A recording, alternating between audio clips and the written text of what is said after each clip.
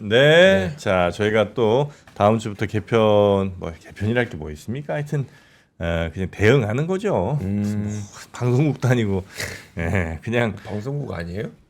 뭘 방송국이야? 여기가. 방송국이지. 방송국이에요. 그렇게 생각하지 마요.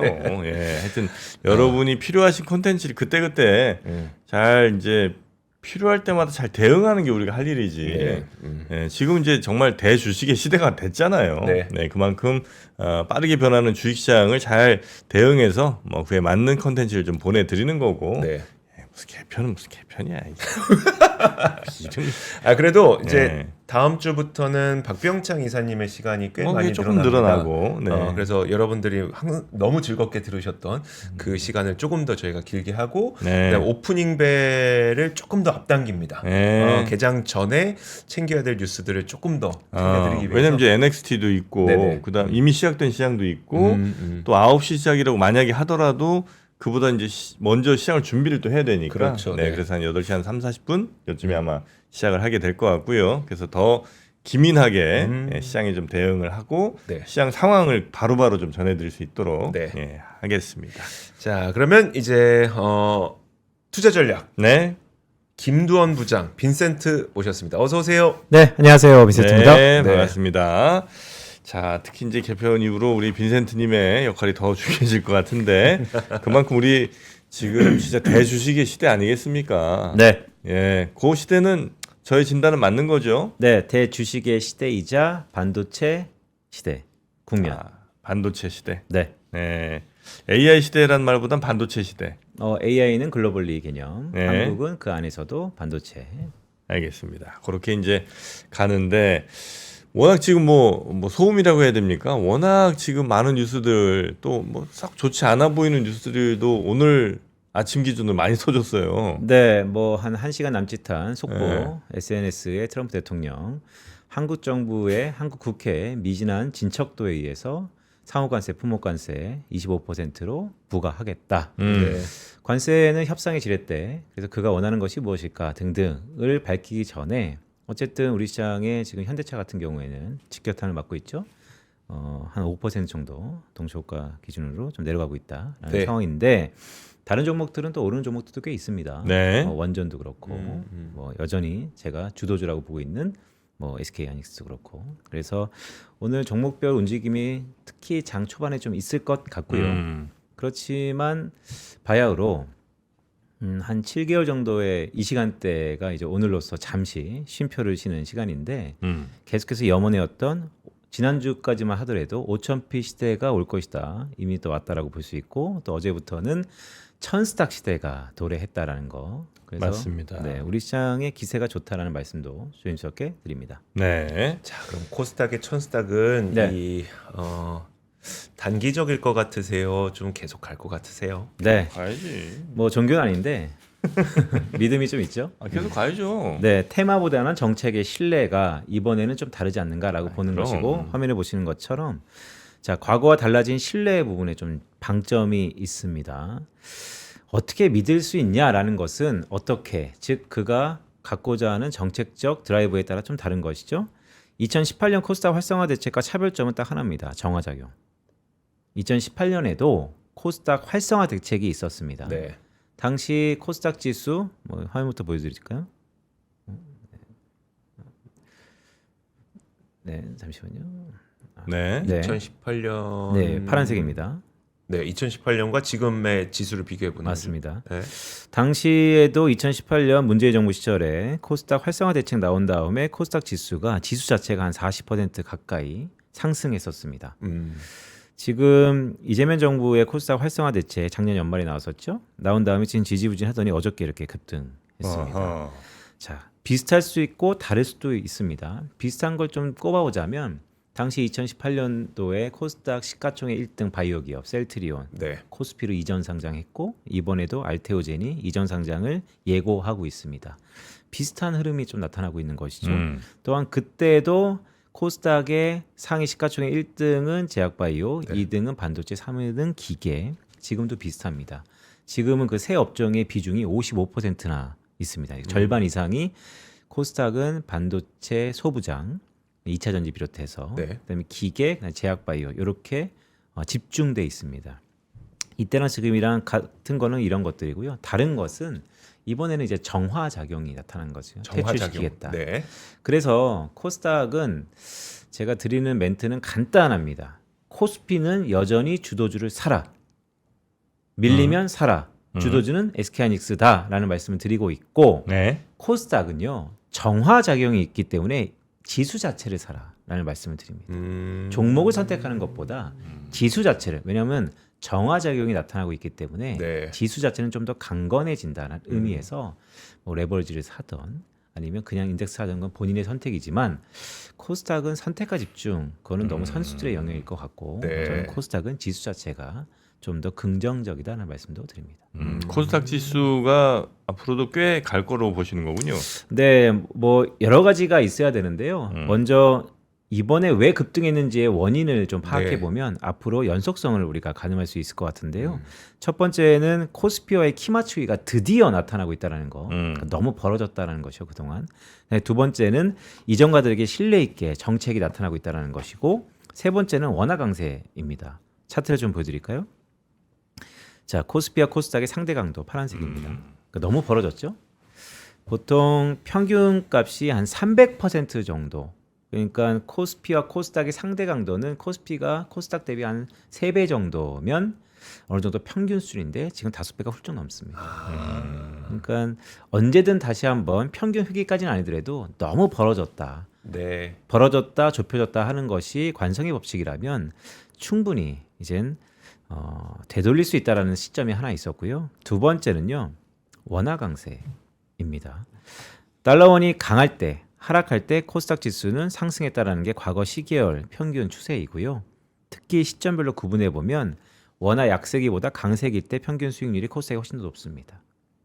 구두 개입 나타나고 있죠. 네. 구두 개입 효과는 지속되지는 않습니다. 네. 하지만 간헐적으로 계속해서 구두 개입을 하고 있고 지난 이틀 동안의 우리 달러 환율의 하락폭이 20원 이상 꽤 큽니다. 네. 그래서 원화 강세 압력이 코스닥 지수 자체에서는 좀 더 긍정적이다라는 말씀 드리면서 이번 주에 공교롭게 1월 FOMC가 있죠. 미국은 동결을 할 겁니다. 따라서 시장 금리를 보면 동결 이후에 인상을 기대하고 있지만 연준은 한 차례, 저희 하나증권은 두 차례 올해 인하가 될 것이라고 여전히 전망하고 있습니다. 따라서 원화 강세와 금리 인하기가 맞물리는 이 시점에 화면에 보시는 것처럼 과거의 코스피의 평균 수익률이 또 플러스입니다. 그래서 매크로 환경이 금리는 인상 기조라서 코스닥이 좀 불리할 수 있겠으나 원화가 강세였다. 그리고 아직까지는 정책 금리 기준으로 금리는 인하기에 있다. 그렇게 원인을 꼽을 수 있어서 그렇다면 여기에 자 디지털 자산으로 3,000포인트가 아니고 좀 더 구체적인 것이 하나하나 나오면 나올수록 지금의 상승은 단기 이벤트가 아닌 추세로 전환될 가능성이 매우 높아졌다. 이렇게 보고 있습니다. 네. 코스닥. 얼마까지 보세요? 지수. 질문 좋습니다. 코스닥 지수는 모르겠습니다. 아, 그래요? 아. 그런데 네. 저는 이 정부가 5,000P를 얘기하면서도 이런 말씀 드린 적 있죠. 지금은 5,000P 시대가 됐지만 5,000P는 종착지가 아닌 기착지다. 네. 천스닥 시대가 열렸습니다.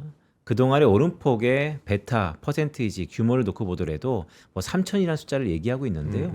저는 그것도 가야 될 목표 지점 중에 하나다라고 보고 있긴 합니다. 참 그래서 왜 여쭤봤냐면 저는 그 정화작용이라는 말이 네. 굉장히 많이 와닿았어요. 그러니까 개별 기업으로 봤을 때 물론 좋은 주식 선별하는 거 잘하시면 하면 되죠. 근데 그게 어렵거나 아니면 수급상으로 변동성이 큰 주식들이 또 코스닥에 몰려 있다 보니까 하필 내가 샀는데 급락이야. 막 이런 경우들을 너무 많이 봤거든요. 네. 근데 만약에 전체적으로 우리가 보자면 안 좋은 기업들은 퇴출시키고 좋은 기업들만 남길게라고 하는 정화작용 때문에 그 개별 주식별로의 변동성은 계속 나타난다고 하더라도 지수가 견고하다면 조금은 편한 투자를 할 수 있지 않을까 싶어서 저는 굉장히 딱 와닿았었거든요. 그러니까 맞는 말씀이신 게 이제 정화작용을 한다는 것은 투자 관점에서요 장기 투자를 하라는 겁니다. 네. 근데 장기 투자가 한 번 사놓고 내 종목이 어떻게 될지 무도도가 아니고요. 네. 꾸준하게 계속해서 적립식으로 사가라는 건데 그것이 과거 코스닥에서는 핸디캡이었어요. 맞아요. 코스닥은 그렇게 투자했으면 다들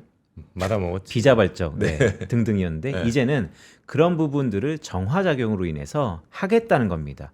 성공할지 않을지는 뚜껑을 열어봐야 돼요. 네. 하지만 정부가 강한 의지를 갖고 그렇게 드라이브를 건다는 것이 신뢰도 측면에서 이전과는 다른 부분이 있다라는 말씀을 드리는 것이죠. 자, 하여튼 코스닥에 대한 투자 당연히 지금 현재 고민 많이들 하실 거고 어떻게 해야 될까 뭐 잘 아는 종목이 있고 정말 확신이 있는 뭐 이런 게 있다면 그걸로 하시면 되지만 그렇지 않다면 차라리 지수로 한번 접근해 보시는 게 어떤가 하는 의견을 우리 부장님께서는 하고 계시는 것 같고요. 코스닥에 대한 정책의 설명을 조금 더 해주시면 안 돼요? 정책? 왜냐하면 우리가 코스피가 이만큼까지 올라왔을 때는 상법 개정이라는 단계별 어떤 정책의 보완이 계속 있었잖아요. 네. 코스닥은 지금 어떻게 하겠다는 거고 어떤 시기열로 지금 전개될 예정이에요? 네, 말씀하셨던 것처럼 이재명 정부가 들어서면서 네. 도대체 우리 한국 증시의 디스카운트 할인율이 큰 이유 중에 하나가 주주 환원이 제대로 되고 있는 것 같지 않다. 네. 더구나 장기 투자에 대한 인센티브가 없다. 벌어봤자 소득세로 감안해서 워낙 더 배보다 크다. 등등을 하나씩 개편해 가고 있잖아요. 거기에 연장선상에서 코스닥도 한국 주식이기 때문에 별개는 아닙니다. 다만 코스닥이 갖고 있던 모멘텀에 대한 부재가 있습니다. 코스닥은 전 세계에서 수많은 국가 지수 중에서 모멘텀에 지금 부재가 하나 있고요. 포지셔닝의 부재가 있습니다. 죄송합니다. 네. 자, 포지셔닝을 다시 한번 활성화하기 위해서 국민 모태펀드, 모험자본펀드 일단 유동성을 투여하겠다는 겁니다. 예전에 비슷한 산업의 마중물 역할을 할 수 있는 스타트업과 모험자본, 긍정적인 새로운 신산업에 투자를 하겠다는 건데 대부분 코스피에도 있지만 코스닥에 많이 분포되어 있다는 게 깔고 있고 포지셔닝을 유동성으로 하겠다는 게 첫 번째 방점이고요. 두 번째는요. 앞에 말씀드렸던 것처럼 자 코스닥 지수가 계속해서 홀짝이죠. 레포트를 보고 좋을 것 같아 샀는데 생각보다 재무제표에 아니면 기업과 그 주주 간의 의사소통의 미스매치 등등을 정화시키겠다는 겁니다. 그래서 앞에 말씀드렸던 자금으로 해서 기본적으로 포지셔닝, 위상을 되찾겠다는 게 두 번째, 계속해서 리스크를 좀 줄여주겠다. 이 부분들이 구체화될 가능성이 높아 보이고요. 정부의 방표는 아니지만 간밤 주말 사이에 디지털 자산을 통해서 뭐 3,000포인트 하겠다는 여당의 일부 의원의 얘기도 있었습니다. 그런 이야기 3,000포인트가 정치권에서도 나온 얘기군요. 네, 디지털 자산으로 강화시켜서 그래서 뭐 스테이블 코인 관련된 테마가 좀 움직이기도 했었죠. 네, 맞아요. 근데 그 스테이블 코인 이쪽으로 하면 확실히 코스닥이 코스피보다 훨씬 반응이 훨씬 더 높을 가능성은 높은 거죠? 그거는 아마 철저한 분석이 좀 있어야 될 것 같은데요. 네. 제가 그냥 딱 듣는 생각은 코스피가 더 좋을 것 같습니다. 코스피가? 네. 스테이블 코인 뭐 이쪽 해도? 네. 아, 그래요? 네. 왜냐하면 스테이블 코인은 아직 국내법은 100% 완벽하게 산정이 되지 않았죠. 따라서 미국의 지니어스 액트법을 우리가 좀 착안해야 되는데요. 지니어스 액트법에 여러 가지 중잡기 효과가 있겠지만 지금 가시적으로 나타난 것은 채권 금리의 하락입니다. 결국 지니어스 액트법은 미국 국채, 즉 90일 이하의 단기물의 금리의 하락 요인입니다. 거의 유동성의 살포죠. 물론 통화 승수작용이 없지만 그 메커니즘이 없다 하더라도 금리를 낮추는 작용입니다. 금리를 낮춘다면 코스닥에도 분명히 긍정적일 수 있겠으나 지금 우리가 바라보는 코스피에 제가 주창하고 있는 대장주라고 할 수 있는 이런 빅테크들의 설비 투자에 과감한 영역들이 금리에 매우 민감한 영역입니다. 따라서 뭐 코스닥도 좋겠죠. 하지만 저 개인적으로는 오히려 코스피에서 좋지 않을까 여주사라는 얘기도 또다시 드립니다. 그래요. 알겠습니다. 여튼 우리 부장님 빈센트님은 코스닥은 지수 쪽이 아마 더 좋을 것 같다. 그게 좀 더 접근하기에는 아마 좋을 것 같다는 말씀을 주신 것 같고요. 자 그리고 연준 얘기도 좀 해봐야 됩니까? 네. 예. 이번 주는 29일이 중요합니다. 새벽 29일. 네, 새벽 4시 한국 시간 기준으로 FOMC. 파월 의장의 기자회견이 좀 중요하고요. 왜냐하면 동결할 겁니다. 네. 동결 이후에 파월 의장이 어떤 얘기를 할까? 수많은 얘기를 원론적으로 반복할 건데 시장에는 그것보다는요. 차기 연준 의장이 누가 될 것인가? 파월은 그래서 의장직을 잘리면 그만두면 과거 관례대로 아예 연준을 떠날 것인가? 아니면 이번에 파월이 상당 부분 감정적인 기사들을 감정적인 멘트들을 하고 있기 때문에 오히려 28년 1월까지 네. 지금의 이사직을 유지하면서 트럼프가 마음대로 안 될 것이다. 그래서 오히려 그런 부분이 기자회견에서 상당히 질의가 나올 것으로 보고 만약에 기존의 파월과 달리 비슷한 뉘앙스를 내보인다면 시장에는 긍정적입니다. 이사직을 2028년 1월까지 네. 내 의장직과 상관없이 유지하겠다라고 한다면 지금 연준에서 화제되고 있는 독립성 침해에 대한 부분이 네. 상당 부분 수면아래로 내려갈 수 있고 지금 외신들은요 섀도우 연준 의장 그래서 친 트럼프 차기 의장은 트럼프다라는 얘기하는 것처럼 뒤에서 파월을 조종하고 있는데요. 만약에 이번 1월 FOMC에서의 파월 기자회견이 난 그래도 이사직을 2018년 1월까지 유지하겠다라고 한다면 지금의 섀도우의 역할을 파월이 이제 다시 한 3년 동안 하게 되는. 그래요? 네. 그 친트럼프 누가 오더라도 네. 파월이 이사로 있으면 네. 그 시어머니 역할 할 수 있다고요? 뒤에서 계속해서 반대하거나 어. 소수 의견에서 점도표에서 지금 미란 이사가 계속해서 저 하단에 찍는 것처럼 파월이 이제 계속해서 저 상단에 찍거나 뭔가 컨트롤 네. 그게 할수 가능하다. 있죠. 네. 그렇게 되면 오히려 시장에는 더 긍정적이다. 저는 지금의 독립성 문제가 있다면 네. 결국 시장은 복잡하다 불확실성으로 해석할 수 있겠지만 네. 그것보다도 자칫 트럼프의 인사가 연준의 독립성을 무마시키고 그게 60년대 후반부터 70년대에 나타났던 네. 연준의 실기를 반복하지 않을까라는 지금 인플레이션에 대한 두려움 이런 것들을 일단은 수면 아래로 내려갈 수 있을 것 같다 네. 말씀드립니다. 근데 연준의 독립성이라는 게 그러니까 연준이 정부와 다른 목소리를 내면 독립성이 있다고 얘기를 하는 건가요? 아닙니다. 좋은 질문이신데요. 네. 연준이 행정부에 반대한다고 해서 독립적이지라고 생각하지 않고요. 네. 독립성의 사전적 정의는요. 외부의 간섭 없이 스스로 결정하는 것. 네. 독립성입니다. 연준은 스스로 간섭한다라고 주창하고 있는데 우리 수많은 이제 삼프로 TV에 글로벌 투자를 하시는 분들은 사후적으로 보면 연준이 그때 행정부의 눈치를 많이 본 것 같다라는 것이 가능성, 건덕지가 등등 있죠. 네. 그래도 연준은 이 듀얼 먼데이트, 이중책무, 최대 고용과 물가 안정을 통해서 우리는 스스로 외압 없이 결정한다라고 주장하고 있는데 지금 트럼프 행정부의 언론 플레이는 계속해서 1월 FOMC 열리기 전에 이번 주에 차기 연준 의장 지명할 것이다. 네. 이런 것들이 다 안 보이는 간섭이거든요. 이런 것들의 영향에서 자유롭지 않은 상황이긴 합니다. 그런데 저는 더 중요한 건 오늘 드리고 싶은 메시지 중에 하나인데요. 1월 FOMC에 소제목이 있습니다. 독립성과 자립성입니다. 네. 비슷하지만 좀 다릅니다. 누가 정한 제목이에요? 제가 정했습니다. 그래 나는 뭐 연준에서 뭐 발표한 줄 알았잖아요. 독립성과 자립성. 네. 네. 독립성은 모두에 말씀드렸던 것처럼 외부의 간섭 없이 스스로 결정하는 것 독립성이죠. 네. 지금 뜨거운 감자입니다. 저는 이 문제는 지명이 되고 난 다음엔 없어질 거라고 봅니다. 실제 차트 하나 보여드릴까요?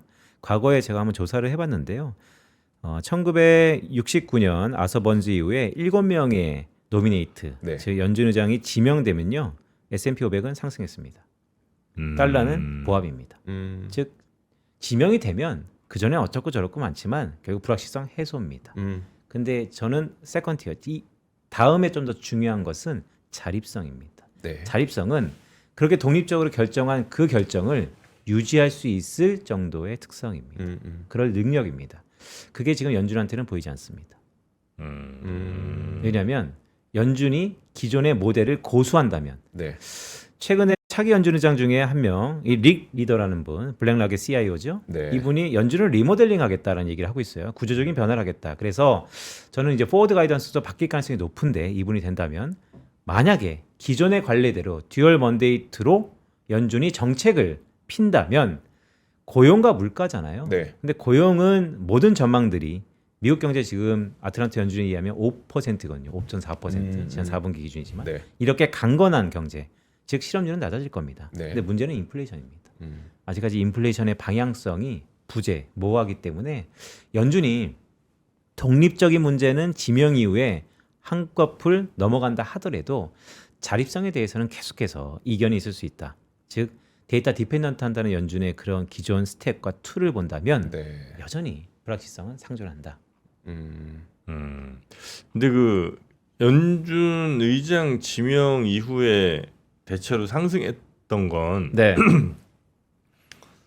그러니까 이제 이게 뭐 얼마를 보신 건지 모르겠어요. 뭐 네. 연준 지명 이후에 뭐 전후 한 달입니다. 한 달? 여기 화면에 보시면 한 네. 달. 전후 한 달입니다. 그래요? 네. T 플러스 31이군요. 네. 한 달 정도 지나고 나면 그 다음부터는 다른 일들 많이 생겨갖고 그럴 수도 있죠. 그 이상을 보기는 좀. 근데 이건 어려울 것 취임일이 아니고 지명일입니다. 같고. 지명일. 네. 지명 이후에. 네. 그럼 말씀 들어보면 결국 뭐야 파월 의장이 남아 있는다고 하든 네. 뭐 단기적인 호재겠지만 그래도 자립성에 대해서는 의구심이 있을 거고 네. 만약에 안 남아 있는다고 하면 네. 연준의 독립성에 대해서 의구심이 있을 거고 네. 뭐가 됐든 부정적이라는 얘기잖아요. 너무 좋은 포인트인데 그래서 제가 드리고 싶은 말씀은 네. 독립성은요. 지명 이후에 문제가 끝날 것 같습니다. 네. 더 이상 시장에 뜨거운 감자가 아닐 것 같습니다. 근데 문제는 자립성은 계속해서 남는다고요. 왜냐하면 미국 경제가 인플레이션에 의해서 이제는 시장의 이견이 갈릴 것 같습니다. 네. 그렇다면 연준은 계속해서 지난 4, 5년 동안 반복했던 것처럼 트랜지토리 아니면 실기했다 등등을 반복할지 하지만 그것도 이제 내성이 생겼죠. 네. 아니면 연준 자체의 새로운 의장은 세술은 세부대에 연준의 개혁이 있지 않을까라는 조심스러운 전망을 하고 있습니다. 연준의 개혁이 있다면 어떤 일이 발생을 해요? 베센 장관은 이런 얘기도 했죠. 점도표의 무용론에 대해서 얘기를 하고 있고요. 지금처럼 데이터 디펜던시에 대해서 이 포워드 가이던스 옛날처럼 전망의 위주로 해서 해야 되지 않는가 등등도 있습니다. 네. 그래서 연준도 많이 바뀔 가능성이 새로운 의장 체제하에서 나타날 수 있을 것 같다. 그러면 불확실성이 좀 더 커지는 방향으로 좀 개편될 것 같다는 말씀이세요?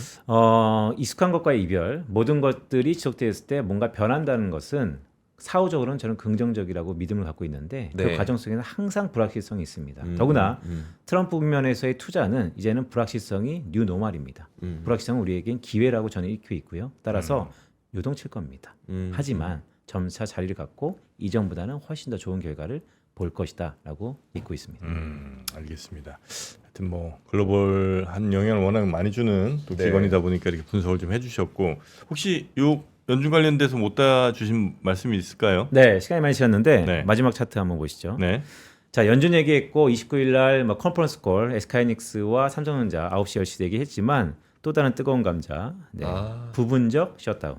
네. 예산안 때문에. 네, 30일 날 기준 CR 즉 임시 예산안이 합의가 안 된다면 네. 31일부터 부분적인 셧다운이 들어가고요. 또 셧다운해요? 네, 왜냐하면 지난 연말에 임시 방편으로 봉합했는데 그 기간이 1월 30일까지였습니다. 네. 그래서 이번에 또 연장이 안 되면 부분적으로 아마 셧다운에 돌입할 건데, 제가 이 부분을 계속해서 리서치하고 있는데요. 저도 약간 못 푼 문제가 있습니다. 좀 이실직고 드리면 작년 4분기가 미국의 역사상 가장 긴 셧다운이었습니다. 네. 근데 지금 애틀란타 지역 연주에서 얘기하는 4분기 GDP가요 5.4%입니다. 네. 뭡니까, 정부가 마비됐는데 성장이 가장 높습니다. 그래요? 네. 정부는 마비됐는데 성장률은 제일 높다. 네. 그래서 이제 성장을 어떻게 보면 기여도 측면에서 깎아먹는 수입 측면에서 문제가 좀 있었나? 등등이 있을 수 있겠지만 그건 네. 이제 컴포넌트를 봐야겠죠. 어쨌든 그게 의미하는 게 좀 있어 보입니다. 두 가지 중에 하나죠. 정부는 더 이상 기여도 자체가 내려간 건가? 라는 생각도 좀 들고 있고요. 또한 그러면 셧다운, 금리 발작 등등을 전부 밟고 긍정적인 포인트가 뭐였지라고 하면 기승전 AI 투자입니다. 그래서 미국 경제를 바라볼 때 올해 미국 경제가 2% 이상 상승할 거라고 보고 있는데요. 이런 노이즈들은 되게 많을 겁니다. 그런데 AI 투자가 그치지 않는 한, 네버 스탑 하는 한 올해 미국 경제가 상당히 좋지 않을까라는 생각도 조심스럽게 또 하고 있습니다. 네, 알겠습니다. 오늘 이제 현대차는 좀 빠지겠죠? 네, 지금 뭐 이대로 간다 그러면 5분 남았습니다. 그렇겠죠. 커피 물릴까요?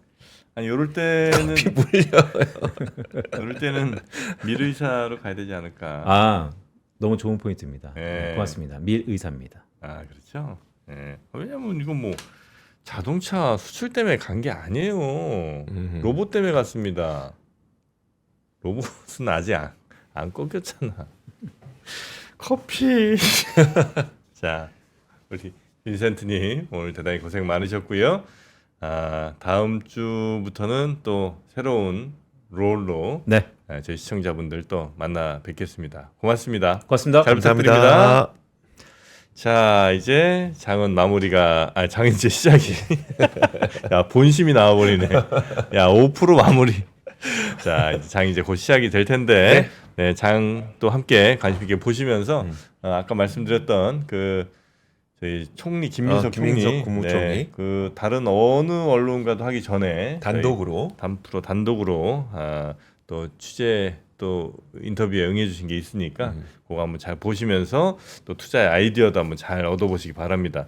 현대차 얘기도 혹시 있지 않을까 하는 생각이 살짝 드는데 저도 방송 끝나고 네. 바로 한번 보도록 저도 하겠습니다. 얼른 보도록 하겠습니다. 자, 그러면 저희는 내일 올게요. 함께 해주신 여러분 고맙습니다. 고맙습니다.